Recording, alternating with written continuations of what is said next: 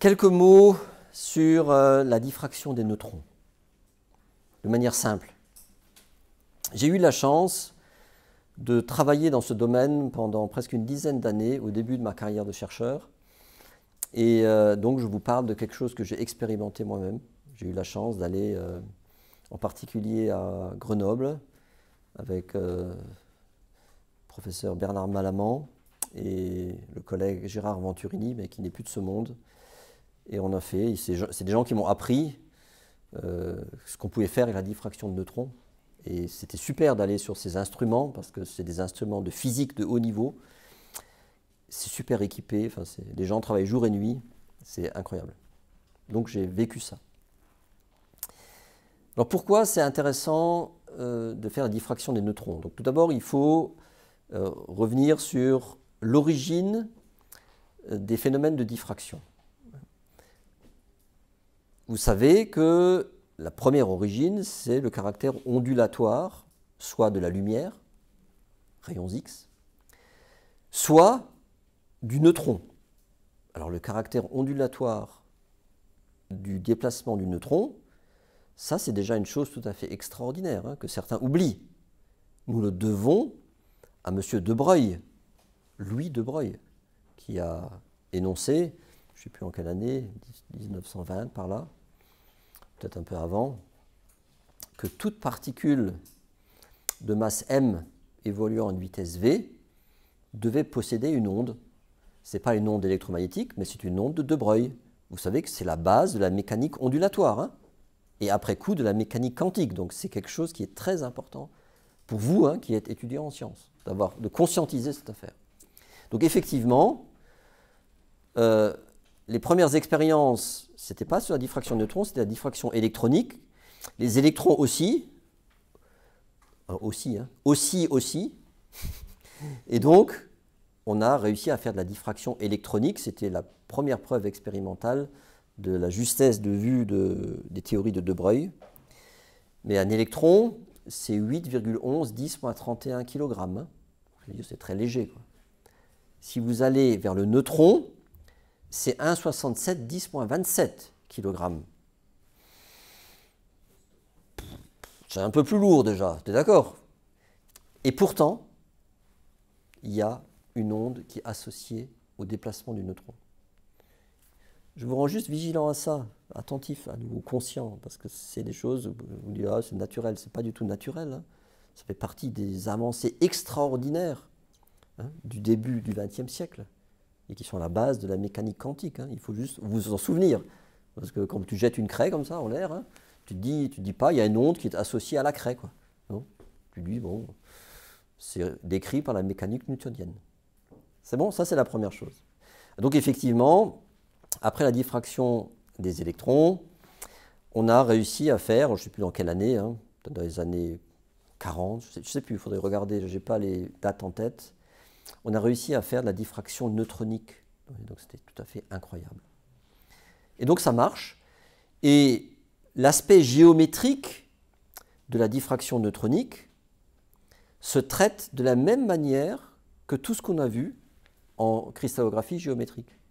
C'est la relation de Bragg, c'est les réseaux tridimensionnels, et donc la position, vous voyez, des pics de diffraction sera totalement expliquée et parfaitement expliquée par les théories géométriques que l'on doit à Bragg, père et fils.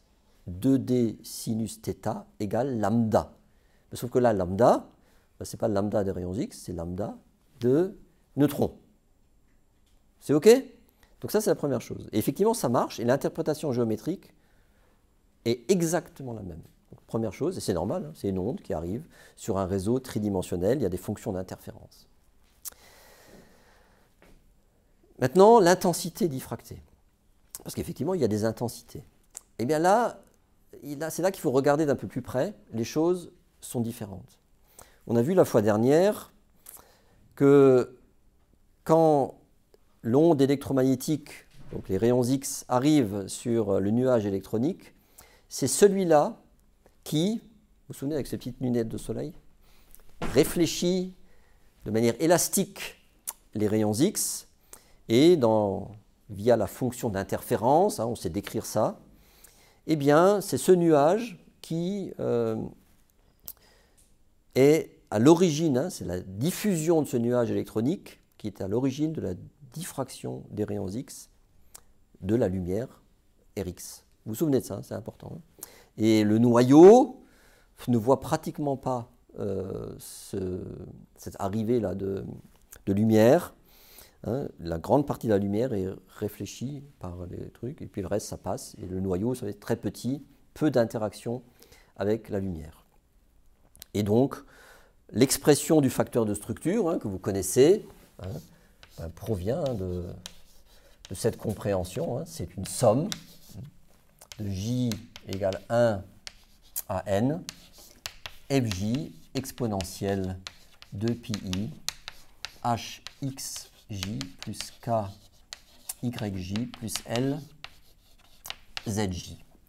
Et donc ici, ce qui nous intéresse, hein, c'est ce fameux facteur de diffusion aux rayons X.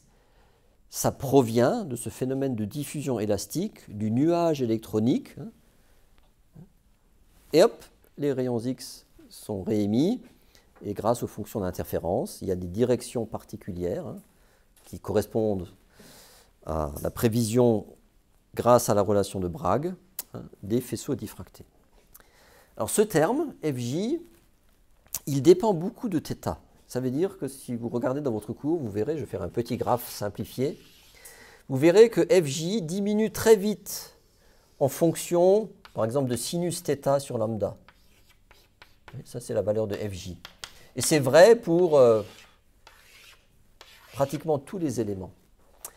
Ceci explique, enfin, se voit quand on fait de la diffraction par le fait que les intensités les plus fortes sont toujours à petit angle.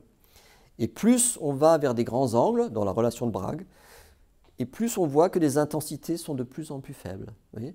Et donc, à un moment, on a du mal à les mesurer, parce que le rapport signal sur bruit est de plus en plus faible. Vous connaissez le problème, vous êtes des physiciens. À un moment, hein, si le pi qui sort à peine du bruit de fond, eh bien, tu fais une mesure, bien sûr, d'intensité, mais avec une erreur importante. Et donc, la précision hein, de ta mesure physique, elle commence à être un peu moins bonne. Ça va? C'est une des limites. Donc, on a du mal à aller vers les grands angles. C'est pour ça qu'il faut avoir des beaux cristaux, pas trop gros, parce que les rayons X ont tendance à être vite absorbés aussi par la matière. Ils sont peu pénétrants. Et donc, il faut jouer sur ces différents paramètres. Et on a vu déjà la fois dernière, hein, je vais y revenir assez vite, que si dans une structure, vous avez deux atomes qui ont des Fj extrêmement proches, genre manganèse-fer, hein, 25 et 26 de Z, eh bien, dans votre modèle, vous voyez, pour reconstruire la structure, comme le facteur de structure, hein, c'est une somme de termes commutatifs, que tu mettes le Fj du manganèse avec la position du manganèse, ou le Fj du fer avec la position du manganèse, vous comprenez que, du point de vue de ton modèle, ça ne va pas changer grand-chose numériquement. C'est ça le problème. Et donc, c'est une des limites hein, de la diffraction des rayons X. Si tu n'as pas d'autres informations physico-chimiques par ailleurs, eh bien, si tu as deux atomes qui sont très proches en termes de Fj, tu ne sais pas où ils sont dans la maille. Tu vois, tu sais globalement, tu dis il y a fer-manganèse là ou fer-manganèse là, mais tu ne peux pas discriminer. Et bien sûr, l'autre chose, c'est que si vous avez un atome qui a beaucoup d'électrons, type uranium, et qu'à côté, tu as un tout petit atome, je sais pas moi, du bore, même du carbone, avec ses 5, 6 électrons, eh bien, il y en a un qui brille tellement, tu vois, que si tu mets l'autre dans ton modèle à côté, hein, que tu le mettes ou que tu ne le mettes pas, ça ne change pas grand-chose. Et donc, ça veut dire qu'en fait, tu ne le vois pas. Vous voyez, il est comme invisible. Et l'exemple que je donne souvent, hein, c'est le soleil et les étoiles. Hein. En pleine journée, le soleil est tellement brillant pour nous qu'en fait, ça éclipse notre possibilité de voir les étoiles. Alors qu'elles sont là, mais elles sont où? Maintenant, les neutrons. Qu'est-ce qu'ils vont nous permettre en plus? Vous allez voir, ça c'est quand même très intéressant. Le neutron, lui, quand il va arriver dans la matière, première chose, il est beaucoup plus pénétrant. Et il va souvent traverser le nuage électronique, il fonce direct et il va vers le noyau. Et vers le noyau, eh bien là, il y a des interactions particulières, liées d'ailleurs à ce qu'on appelle l'interaction forte en physique, d'accord? Il y a des phénomènes de capture de neutrons par le noyau. Vous voyez? Ces phénomènes existent. Là, je ne vais pas les décrire. Hein. Il faudrait plusieurs heures hein, pour décrire ça correctement. C'est de la physique de l'interaction rayonnement-matière. C'est très intéressant. Moi, j'ai rencontré des physiciens à l'ILL à l'époque, M. Fruchard, M. Olivier Isnard, hein, qui doivent être encore actifs. Ils étaient des grands spécialistes de la physique des neutrons. Je crois qu'ils ont écrit des livres ou des articles sur ce sujet. Vous pouvez aller voir. Hein. Mais moi, je vais essayer de juste vous résumer en un quart d'heure ce qu'on peut en tirer de cette affaire. De ce point de vue-là, l'interaction prépondérante, cette fois-ci, ça sera avec le noyau. Alors, première chose, c'est qu'effectivement, on sait décrire, mais c'est difficile, hein, c'est purement expérimental, on sait décrire ce qu'on appelle hein, les captures de neutrons par le noyau. Section efficace de capture ou amplitude de diffusion aux neutrons. Et il se trouve, ça c'est quand même bien, que finalement l'expression du facteur de structure, c'est pratiquement la même, sauf qu'au lieu d'avoir un FJ, on va avoir ce qu'on appelle un AJ, amplitude de diffusion aux neutrons. Mais l'origine physique de ce AJ est très différente de l'origine du FJ. On est au neutron là maintenant. Première chose, c'est que comme le noyau est beaucoup plus petit, et vous savez à peu près 10 000 fois plus petit que le rayon moyen d'un atome, vous le savez, hein, eh bien, il se trouve que ce terme AJ, lui, dépend très peu de sinus θ sur lambda. Ça, c'est la première chose intéressante. Ça veut dire, ça descend un peu, et puis voilà. Ça dépend très peu. Ça veut dire qu'au neutron, si on arrive à faire diffracter, on pourra mesurer des intensités fortes, même à grand θ. Et ceci est très intéressant, parce que ça permettra, dans certains cas, de mieux mesurer la position des atomes, et surtout, d'avoir des informations très importantes sur les facteurs d'agitation thermique, par exemple, d'accord, qui sont des phénomènes plus fins, et plus tu as des intensités bien mesurables à grand θ, plus tu seras capable de mesurer avec précision les facteurs d'agitation thermique. Il y a des gens qui étudient ces phénomènes d'agitation d'atomes autour de leur position moyenne dans les matériaux. Premier point. Le deuxième point, très important, c'est que le AJ n'a rien à voir avec le Z de l'atome. Le Z, hein, c'est le nombre d'électrons. Voilà, c'est la capture du neutron. Eh bien, par exemple, si vous prenez manganèse-fer, eh bien, le fer, il a une section efficace de capture qui est positive, et le manganèse, c'est négatif. Vous vous rendez compte? C'est-à-dire que les deux valeurs ne pouvaient pas. Donc c'est comme si, je reprends l'exemple avec les deux filles là, si elles étaient loin, eh bien il y en a une qui est blanche et l'autre qui est noire. Tu vois? Habillée tout blanc et l'autre tout noir. Et bien là, même de loin, je sais qui est à droite et qui est à gauche. Vous voyez? Parce qu'il y a quelque chose qui les différencie. Et là, je ne peux pas me tromper. Donc ça, vous voyez, par exemple, si vous voulez étudier, pour des raisons X ou Y, la position relative d'éléments qui sont très proches dans une structure, comme manganèse-fer, alors vous allez vers la diffraction des neutrons. Et là, vous pouvez dire, là, je suis sûr que c'est le manganèse. Et là, je suis sûr que c'est le fer.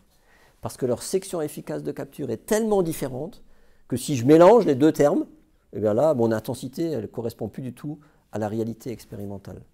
Aux rayons X, l'uranium diffuse 92 fois plus que l'hydrogène. Hein. C'est pour ça que quand tu as un hydrogène à côté d'un uranium et que tu fais la diffraction de rayons X, hein, c'est comme les étoiles et le soleil, quoi, hein. Tu peux toujours rêver. Tu peux imaginer les étoiles, mais tu ne les vois pas. On est d'accord? Ébloui. Par contre, aux neutrons, les amplitudes de diffusion sont 0,84 10-12 cm pour l'uranium, c'est en centimètres, et moins 0,37 10-12 pour l'hydrogène. Donc d'une part, il y en a un positif et l'autre négatif, et l'ordre de grandeur entre les deux, c'est 2,5. Et là, si vous étudiez, moi j'ai rencontré un jour quelqu'un qui étudiait le composé UH3, et bien par diffraction de neutrons, tu peux savoir l'uranium et tu peux savoir où est l'hydrogène. En rayons X, tu peux oublier, hein, tu vois que l'uranium. C'est bon? Donc ça, c'est les choses qu'il faut savoir, hein, et c'est essentiellement lié, hein, à ce terme, l'amplitude de diffusion au neutron. T'as levé la main? Ok. Est-ce que vous avez compris? Alors, je simplifie beaucoup les choses, hein, je préfère le dire, parce que cette vidéo, si elle est correcte, je la posterai, donc je ne veux pas trahir mes amis physiciens. Bien sûr, les choses sont un peu plus complexes, puisque par exemple, ces amplitudes de diffusion peuvent varier en fonction des isotopes. Et vous savez que quand vous fabriquez un matériau, bah souvent c'est des mélanges d'isotopes, vous le savez ça. Donc ça complexifie un peu les phénomènes. Vous voyez. Donc là, ma description est une description simple, mais qui nous permet dans un premier temps de comprendre ce qu'on peut faire avec la diffraction des neutrons. Maintenant, il y a encore autre chose, et c'est ça que moi j'ai beaucoup fait au début de ma carrière, donc je suis obligé d'en parler quand même, c'est que le neutron, vous savez, le neutron possède un moment magnétique. Alors ce moment magnétique, eh bien, il peut interagir si, dans votre matériau, il y a de l'ordre magnétique. Par exemple, dans les aimants, composés ferro, ferri ou antiferromagnétiques. On vous a déjà parlé un jour des composés magnétiques un peu? Quand il y a de l'ordre magnétique, eh bien, on peut mettre en évidence un phénomène de diffraction magnétique. Vous vous rendez compte? C'est tout à fait incroyable. Des gens se demandent comment des fois on met des flèches, tu vois, dans des magazines sur les atomes. Eh bien ça, on le doit à des chercheurs comme Néel, etc., qui ont fait les premières expériences de diffraction magnétique et qui ont montré que quand à basse température, hein, en dessous des températures d'ordre magnétique, quand tu fais la diffraction des neutrons, non seulement tu vois la diffraction que j'appelle chimique, qui est liée à la position des atomes, ce que nous venons de décrire à l'instant, l'amplitude de diffusion, mais en plus se surajoute une diffraction d'origine magnétique. Vous voyez. Et on peut interpréter, c'est pas trop difficile, la diffraction d'origine magnétique, qui s'interprète globalement, encore une fois, à partir de la relation de Bragg, mais le terme magnétique qui va remplacer le AJ, eh bien, c'est un terme où on peut montrer, là c'est un cours, c'est une vidéo d'introduction à la diffraction de neutrons, hein. Peut-être un jour je pourrais approfondir ces choses, mais on peut montrer que on voit le moment magnétique projeté sur le plan qui est perpendiculaire à la direction de diffusion dans le réseau réciproque. On le voit. Exemple, ça veut dire que si vous regardez un pic de diffraction de type 0,01 et que dans la structure, le moment magnétique, il est le long de C, vous ne voyez pas sa contribution magnétique. C'est-à-dire qu'il faut projeter ce moment magnétique sur le plan qui est perpendiculaire à 0,01. Mais s'il n'est pas dans cet axe, alors on voit une contribution magnétique, et ça se voit sur le diffractogramme, hein, sur les points, par le fait que les points ont des intensités qui sont plus grandes que celles qui ne dépendent que de leur diffraction chimique. Quand c'est ferromagnétique, c'est sur les mêmes points, et quand c'est antiferromagnétique, c'est comme s'il y avait une surstructure qui venait se rajouter, et vous voyez des pics supplémentaires de diffraction qui apparaissent dans votre structure. Et moi, j'ai beaucoup travaillé sur ces domaines, mais c'est tout à fait extraordinaire. Donc, je voulais juste vous le signaler. Alors, maintenant, hein, pour revenir un tout petit peu à ces phénomènes-là de décroissance rapide en fonction de l'angle θ, le moment magnétique de l'atome, il est lié au nuage électronique. Donc là, on se retrouve avec un centre diffuseur qui est de nouveau la même taille, tu vois, que l'atome. Et donc, le terme magnétique va aussi descendre rapidement en fonction de sinus θ sur lambda, parce que ce n'est plus le noyau qui est à l'origine, hein, c'est le nuage électronique. Et en faisant les considérations que je vous ai expliquées rapidement, on peut effectivement mettre en évidence des structures magnétiques. Et moi, je me souviens, hein, c'est pour ça que je trouve j'ai beaucoup de gratitude par rapport à mes premières années de recherche, les structures magnétiques que nous avions déterminées, hein, dans le groupe où j'étais à Nancy, C'était des structures des fois complexes, hein, même hélicoïdales, etc. Enfin, c'était incroyable. Par diffraction de neutrons, on est capable d'aller sonder l'ordre magnétique, même lorsqu'il est extrêmement complexe dans les matériaux. Et ça, c'est une chose que peu de gens savent, hein, et c'est lié à l'interaction particulière entre le moment magnétique du neutron et l'ordre magnétique qui peut exister dans la matière. Et il y a des phénomènes de diffraction magnétique qui existent, et c'est chouette, quoi.